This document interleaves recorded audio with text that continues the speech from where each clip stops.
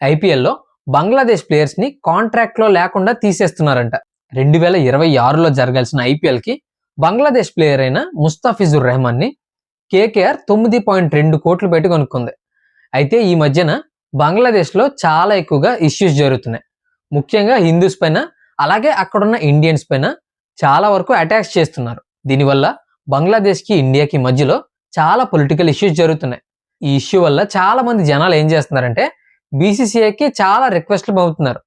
అంటే మన వాళ్ళకి అక్కడ సేఫ్టీ లేనప్పుడు అక్కడి నుంచి ప్లేయర్స్ ని మనం కొనాల్సిన అవసరం ఏంటి అని.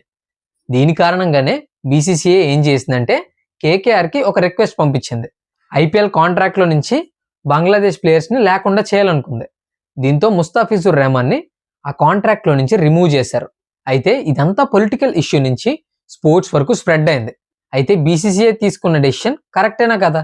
నాకైతే ఇది కరెక్ట్ అని అనిపించింది. దీనిపైన మీ ఒపీనియన్ ని కామెంట్స్ లో షేర్ చేయండి.